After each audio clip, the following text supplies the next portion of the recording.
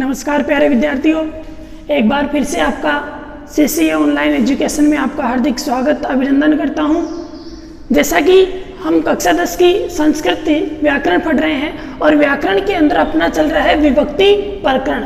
विभक्ति प्रकरण के अंदर ही अब तक हमने चतुर्थी विभक्ति तक कुछ नियमों को देखा है, तो आज हम चतुर्थी विभक्ति ही पढ़ेंगे। चतुर्थी विभक्ति के अंदर ही पिछली क्लास में हमने चतुर्थी विभक्ति को जाना कि संप्रदान क्या होता है, कहाँ चतुर्थी विभक्ति का प्रयोग होगा, ऐसे कुछ नियम हमने चतुर्थी विभक्ति के बारे में जाने। आज मैं उसी कड़ी को आगे बढ़ाता हुआ चतुर्थी विभक्ति में सबसे पहले हम सूत्र लेंगे क्रोधी, दुर्हे, ईर्ष्य, असूय अर्थानाम यम प्रतिकोप है। उसके बाद में दूसरा नियम हम पढ़ेंगे क्रोधी, दुर्हो, रूप सृष्टियो कर्म। उसके बाद में हम तीसरा नियम पढ़ेंगे नमः, स्वस्ति, स्वाहा, स्वधा, अलम, वसति, योगाच। उसके बाद में कुछ ऐसी धातुओं की बात करेंगे कि उन धातुओं के योग में कौन सी विभक्ति होगी, चतुर्थी। ये जो हम पढ़ रहे हैं ये RBSC जो हमारा माध्यमिक शिक्षा बोर्ड है उसके सिलेबस के अनुसार हम पढ़ रहे हैं। तो उस सिलेबस के अनुसार पहला नियम आज हम पढ़ेंगे क्रोधी, दुर्हे, ईर्ष्य, असूय अर्थानाम यम प्रतिकोप है। देखिए मैं सूत्र को यहाँ समझा रहा हूँ। यहाँ से अपनी लिखने की कौन सी धातु, क्रुद्ध। कौन सी धातु निकली, क्रुद्ध। उसके बाद में यहाँ से दूसरी धातु निकलेगी दुर्हे। उसके बाद में यहाँ से गुण संधि है, तो गुण संधि को जब यहाँ पृथक करेंगे तो यहाँ से निकलेगी अपनी ईर्ष्य। उसके बाद में यहाँ से निकलेगी असूय। कौन सी धातु, असूय। उसके बाद में अर्थानाम यानी अर्थ वाली, कौन कौन सी अर्थ वाली, क्रोधी, दुर्हे, ईर्ष्य, असूय। इन अर्थ वाली धातुओं का प्रयोग होने पर यम यानी जिसके प्रति क्या हो, जिसके प्रति कोप दिखाया जाए, कोप दिखाया जाए।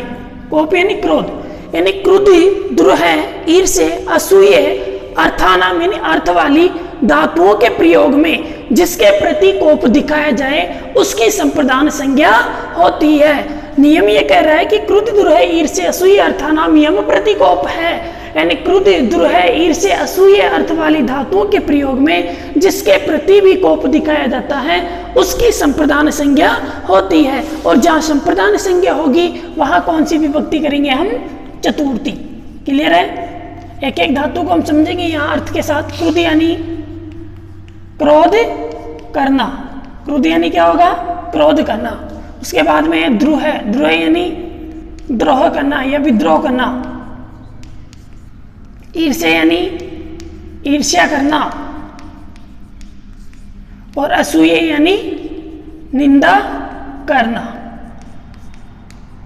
क्रोध धातु का प्रयोग कौन से अर्थ में करेंगे, क्रोध अर्थ में। द्रोह का द्रोह, ईर्ष्या का ईर्ष्या और असूय का निंदा करने अर्थ में प्रयोग किया जाता है। और जहां पर इन धातुओं का प्रयोग होगा वहां कौन सी विभक्ति होगी, चतुर्थी विभक्ति। क्लियर है? एक एक धातु का उदाहरण समझेंगे। असुर है, हरिये, रुद्धति। असुरी हरि के प्रति क्या करता है, क्रोध करता है। तो यहाँ असुर किसके प्रति क्रोध कर रहा है, हरि के प्रति।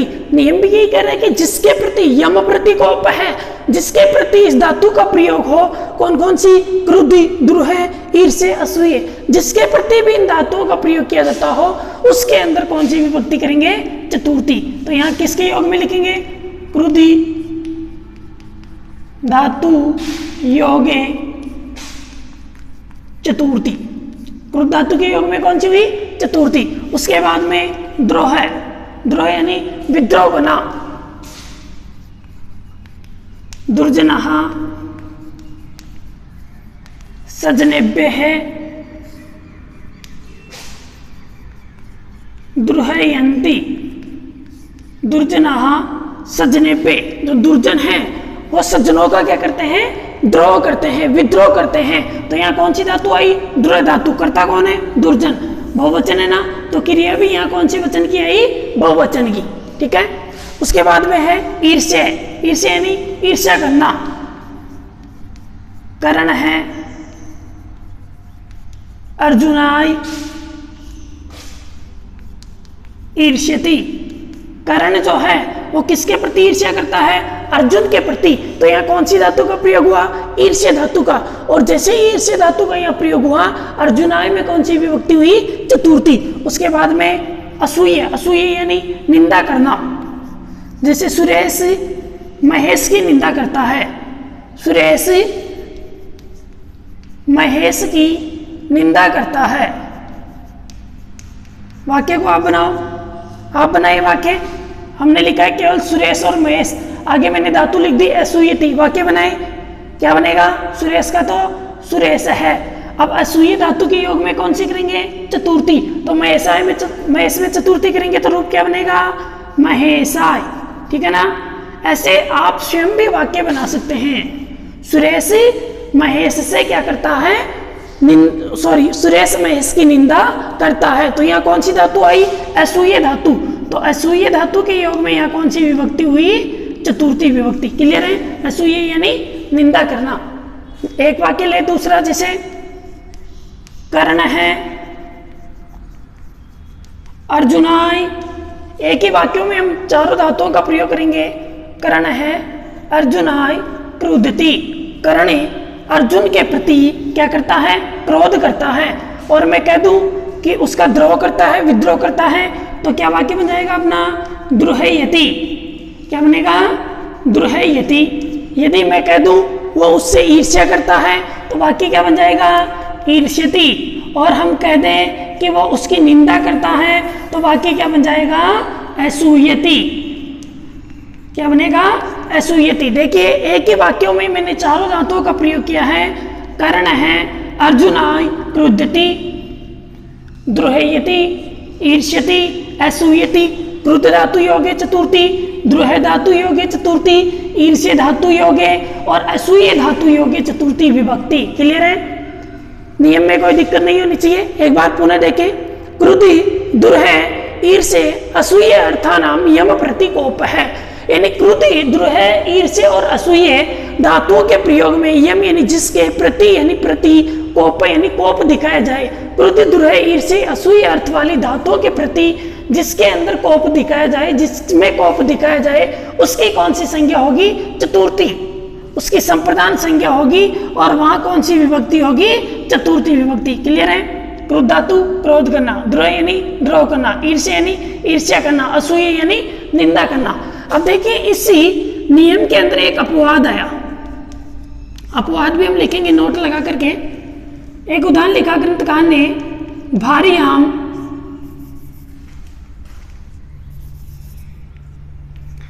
ईर्ष्यति। क्या लिखा? भारी आम ईर्ष्यति। यानी ग्रंथकार ने कब लिखा? जैसे मान लो वो गुरुकुल में, प्राचीन काल में क्या होता था? गुरुकुलों में अध्ययन होता था। तो गुरुकुल में बच्चों को पढ़ा रहे थे, अपने शिष्यों को। तो किसी शिष्य के मन में ये प्रश्न उठा कि सर भारी आम ईर्ष्यति, यानी मैंने ईर्ष्य धातु का प्रयोग कर लिया और भारी आम यानी पत्नी। भारी यानी क्या होता है? पत्नी। पत्नी को क्या करता है? ईर्ष्या करता है। तो आपने यह कहा कि ईर्ष्य धातु के योग में, नियम ने ये कहा ना कि ईर्ष्य धातु के योग में कौन सी होगी? चतुर्थी। तो आपने यहाँ चतुर्थी क्यों नहीं की? आपने यहाँ चतुर्थी विभक्ति का प्रयोग क्यों नहीं किया? तो ग्रंथकार ने अपने इस वाक्य को समझाने के लिए कहा कि बेटा ये जो भार्याम है ये कर्ता के द्वारा क्या है? इच्छित कारक है। कर्ता क्या कर रहा है? इसको चाह रहा है। तो हमने पूर्व में नियम पढ़ा था कर्तुरिप्सित तमम कर्म, यानी कर्ता अपनी क्रिया के द्वारा कर्ता जिसको भी सर्वाधिक चाहेगा उसकी कौन सी संज्ञा होगी? कर्म संज्ञा। तो यहाँ कर्ता जो है वो भार्याम को क्या कर रहा है? सर्वाधिक चाह रहा है। तो फिर पूछा कि कैसे चाह रहा है? तो ऐसे कहा कि बेटा जैसे मान लो हम एक कल्पना करते हैं कि जैसे मान लो कहीं किसी शादी विवाह का प्रोग्राम था और पति पत्नी दोनों वहां जीने चले गए। तो अब वहां अन्य जो व्यक्ति है वो उसकी भार्या को क्या कर रहे हैं? देख रहे हैं। ठीक है? तो भार्या को यहाँ वो देख रहे हैं तो वो किसके प्रति कोप होगा? पति महोदय को, उन देखने वालों के प्रति। तो यहाँ सीधा सीधा कोप किसके प्रति नहीं दिखाया गया है? भार्या के प्रति कोप न होकर के किसके प्रति कोप है? जो उस भार्या को देख रहे हैं उनके प्रति यहाँ इस धातु का प्रयोग हुआ है, इसीलिए यहाँ भार्या में द्वितीय विभक्ति हुई है। क्लियर है? क्योंकि भारियम क्या है, इच्छित कारक है। संप्रदान इसलिए नहीं हुआ क्योंकि यहाँ ये जो ईर्ष्य धातु है ये सीधे भार्य को भार्य के प्रति न कह करके किसके प्रति इसका प्रयोग हुआ है, उस भार्य को देखने वालों के प्रति। आप यहाँ लिख सकते हैं वाक्य में ईर्ष्य धातु का प्रयोग उस भार्य को देखने वालों के प्रति दिखाया गया है, उनके प्रति यहाँ कोप को दिखाया गया है, इसलिए कर्ता के द्वारा भार्याम को इच्छित कारक मान करके यहाँ द्वितीय विभक्ति का प्रयोग हुआ है। नोट्स की जो पीडीएफ आएगी आपके पास उसके अंदर भी आपको ये मिल जाएगा। क्लियर है? उसके बाद में अगला अपना नियम है क्रुधि दुर्हे रूप सृष्टियो कर्म। देखिए यहां से निकलेगी अपनी क्रुद्ध धातु, कौन सी, क्रुद्ध, और यहां से निकलेगी दुर्ह। उसके बाद में रूप सृष्टि और कर्म, यानी उनकी क्या होगी, कर्म संज्ञा। रूप सृष्टि का मतलब यह है कि क्रुद्ध और दुर्ह धातु के बाद में क्या है, कोई भी उपसर्ग आए, क्रुद्ध दुर्ह इन धातुओं के पूर्व क्या जुड़ा हुआ होना चाहिए, उपसर्ग। अभी मैंने शायद थोड़ा सा गलत बोल दिया होगा कि बाद में पहले उपसर्ग, यानी क्रुद्ध और दुर्ह इन धातुओं के पहले क्या हो, कोई भी उपसर्ग आए तो वहां पर इनका जो जिसके प्रति कोप दिखा रहे थे अभी आप, उनके अंदर कौन सी विभक्ति हो जाएगी, कर्म संज्ञा होकर के द्वितीय विभक्ति। यानी क्रुद्ध और दुर्ह धातु के पूर्व कोई भी उपसर्ग आता है तो क्रुद्धि और धातु जो क्रुद्ध और दुर्ह धातु है उसकी कर्म संज्ञा होकर के कौन सी विभक्ति हो जाएगी, चतुर्थी विभक्ति। ठीक है, जैसे उदाहरण की बात करें, असुर है, हरिम, अभी क्रुद्धति। असुरी हरिम यानी हरि के प्रति, अभिक्रुद्धति यानी क्रोध दिखाता है। तो यहाँ कौन सी धातु थी, क्रुद्ध धातु। कौन सी होनी चाहिए थी, चतुर्थी विभक्ति होनी चाहिए थी, लेकिन चतुर्थी विभक्ति यहाँ क्यों नहीं हुई, क्योंकि धातु के पूर्व क्या आ गया, उपसर्ग आ गया, और जैसे ही उपसर्ग आ गया तो ये क्या हो गया, कर्म हो गया, और इसको कर्म मान करके इसकी कौन सी विभक्ति कर दी हमने, द्वितीय। क्रुद्ध दुर्ह रूप सृष्टि और कर्म ये कहता है कि क्रुद्ध और दुर्ह धातु के पहले क्या हो, कोई भी उपसर्ग हो तो वहां उन धातुओं का जिसके प्रति प्रयोग किया जा रहा है उसकी कर्म संज्ञा होकर के कौन सी विभक्ति हो जाएगी, द्वितीय। जैसे दूसरा उदाहरण देखिए दुर्ह धातु का, सुरेश है, मित्रम, अभी द्रुहयति।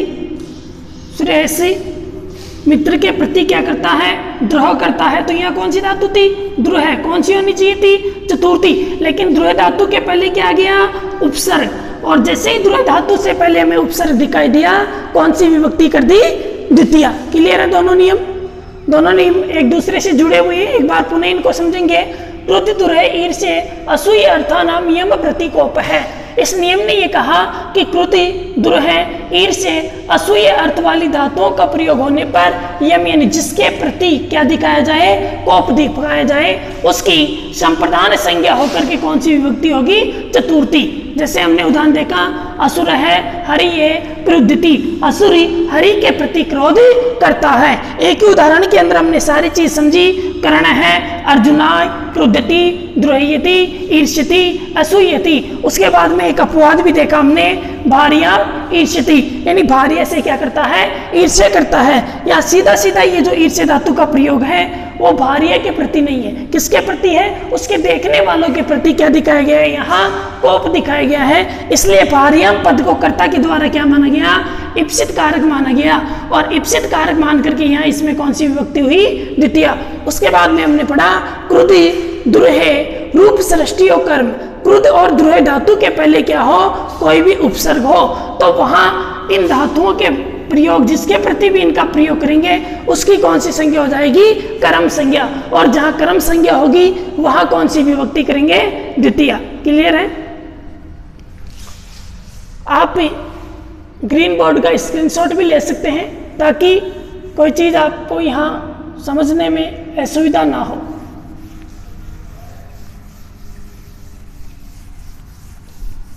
उसके बाद में अगला अपना नियम है नमः स्वस्ति स्वाहा स्वधा अलम वसति योगात् च, यानी उपपद विभक्ति चतुर्थी में से नमः स्वस्ति स्वाहा स्वधा अलम वसति इनका योग होने पर कौन सी विभक्ति करेंगे? चतुर्थी विभक्ति। आज का तीसरा नियम है नमः स्वस्ति स्वाहा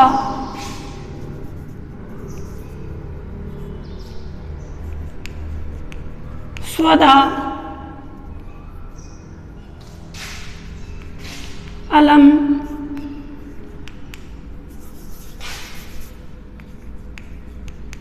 वसति योगाच्च। वैसे ग्रंथकार ने एक ही साथ लिखा है, लेकिन मैंने आपको समझाने के लिए इनको अलग अलग लिखा है। नमः स्वस्ति स्वाहा स्वधा अलम वसति योगाच्च, यानी इनके योग में कौन सी विभक्ति होगी? चतुर्थी। जैसे हमने द्वितीय विभक्ति में पढ़ा था अभितय परितय समिया निक्साहा प्रति योगे अपि द्वितीय, यानी वहां पर अभितय परितय समिया निक्साहा प्रति इनके योग में कौन सी विभक्ति दिखा रहे थे? द्वितीय। तो यहाँ पर भी कह रहे हैं कि नमः स्वस्ति स्वाहा स्वधा अलम और वसति इनके योग में कौन सी विभक्ति करेंगे?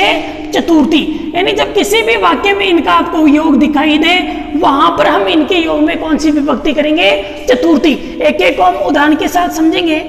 नमः, नमः का अर्थ क्या होगा? नमस्कार। नमः का अर्थ क्या होगा? नमस्कार। इसी वर्ष की जो माध्यमिक शिक्षा बोर्ड की 10वीं क्लास की एग्जाम थी उसके अंदर अपना उदाहरण लिखा हुआ वहां आया था। क्या था? गुरुवे नमः, गुरुवे नमः। तो यहाँ नमः के योग में कौन सी हो रही है? चतुर्थी। गुरु को क्या है? नमस्कार है। तो वहां आपको लिखना है कि नमः योगे चतुर्थी, नमः योगे चतुर्थी। पेपर में थोड़ी सी मिसप्रिंट थी, वहां लिखा हुआ था गुखे नमः, वहां गुखे नहीं होगा, क्या होगा? गुरुवे नमः। थोड़ी सी टाइप में हो गई थी, ऐसी कोई बात नहीं है, लेकिन वाक्य उसको क्या पढ़ा जाना चाहिए था? गुरुवे नमः। दूसरा उदाहरण देखें, जैसे हम कहते हैं श्री गणेशाय नमः, गणेश जी को क्या? नमस्कार। तो नमः योगे चतुर्थी। सरस्वती नमः, सरस्वती नमः, मां सरस्वती को क्या? नमस्कार। तो नमः योगे चतुर्थी। क्लियर है? यानी जहां पर भी नमः स्वस्ति स्वाहा स्वधा अलम वसति इनका योग दिखाई दे वहां इन पदों के योग में कौन सी विभक्ति करेंगे? चतुर्थी। उसके बाद में अपना स्वस्ति, स्वस्ति का अर्थ होता है कल्याण। स्वस्ति यानी कल्याण। सर्वेभ्य स्वस्ति, सभी का क्या हो? कल्याण हो। तो यहां स्वस्ति के योग में कौन सी हुई? चतुर्थी। स्वस्ति योगे चतुर्थी। स्वस्ति के योग में कौन सी हुई? चतुर्थी। उसके बाद में है स्वाहा, स्वाहा, स्वाहा यानी हवि का दान या हवन का दान करते हैं ना पंडित जी महाराज, जब शादी विवाह करते हैं तो स्वाहा अग्ने स्वाहा इंद्राय स्वाहा सूर्याय स्वाहा प्रजापते स्वाहा, ऐसे। तो यहाँ पर भी वो हवन का दान देते हैं। तो यहाँ पर कह रहे हैं कि स्वाहा के योग में कौन सी होगी? चतुर्थी। तो अग्ने स्वाहा, स्वाहा योगे चतुर्थी। यानी वाक्य कोई सा भी हो सकता है, आपको केवल स्वाहा के योग में कौन सी विभक्ति बतानी है? चतुर्थी। क्लियर है?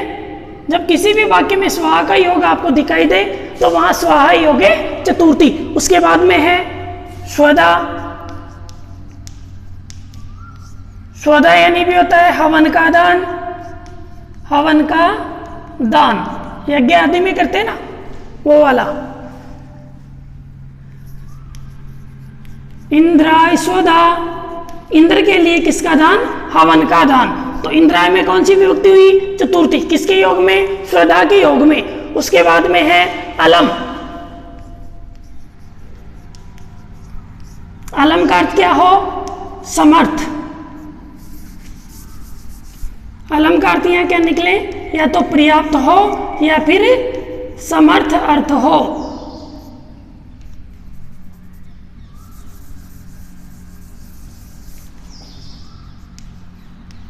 या तो अलम का अर्थ समर्थ हो या फिर पर्याप्त हो। वहां पर अलम के योग में कौन सी विभक्ति होगी? चतुर्थी। जैसे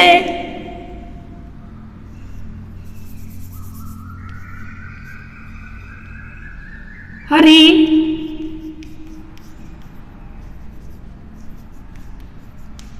दुर्जनाय, अलम, अस्ति। हरि, दुर्जनाय, अलम, हस्ति। तो हरि दुर्जन के लिए क्या है? समर्थ है, पर्याप्त है। तो यहाँ अलम के योग में कौन सी विभक्ति हुई? चतुर्थी। पूर्व के अंदर हमने तृतीय विभक्ति में भी अलम को पढ़ा है, वहां उसका अर्थ क्या था? निषेध अर्थ था। वहां पर भी मैंने आपको बताया कि निषेध अर्थ में कौन सी होगी? तृतीया, और समर्थ या पर्याप्त अर्थ में कौन सी होगी? चतुर्थी। उसके बाद में है वसठ। वसठ यानी भी होता है हवन का दान, हवन का दान। इंद्राय वसटे, इंद्राय वसटे। वसट के योग में यहाँ कौन सी हुई? चतुर्थी। वसट के योग में चतुर्थी। यानी किसी भी वाक्य में आपको नमः, स्वस्ति, स्वाहा, स्वधा, अलम और वसटी योगाच्य इनका योग दिखाई दे, वहां इनके योग में कौन सी विभक्ति करेंगे? चतुर्थी। जैसे हमने देखा नमः, नमः यानी नमस्कार, गुरुवे नमः, इंद्राय नमः, सूर्याय नमः, प्रजापतये नमः, सरस्वती नमः, श्री गणेशाय नमः। उसके बाद में देखा हमने स्वस्ति। स्वस्ति यानी होता है कल्याण। स्वस्ति का अर्थ कौन से अर्थ में? कल्याण अर्थ में। सर्वेभ्य स्वस्ति, स्वस्ति योगे चतुर्थी। हवि का दान कौन से अर्थ में? स्वधा। स्वधा का अर्थ क्या लेंगे? हवि का दान। अग्ने स्वधा, ठीक है। उसके बाद में स्वधा, स्वधा यानी हवन का दान। इंद्राय स्वधा। उसके बाद में अलम। अलम का अर्थ यह क्या था? समर्थ या पर्याप्त। तो वहां कौन सी विभक्ति होगी? चतुर्थी। उसके बाद में है वसट। वसट का अर्थ क्या होगा? हवन का दान। इंद्राय वसट, इंद्र के लिए किसका दान?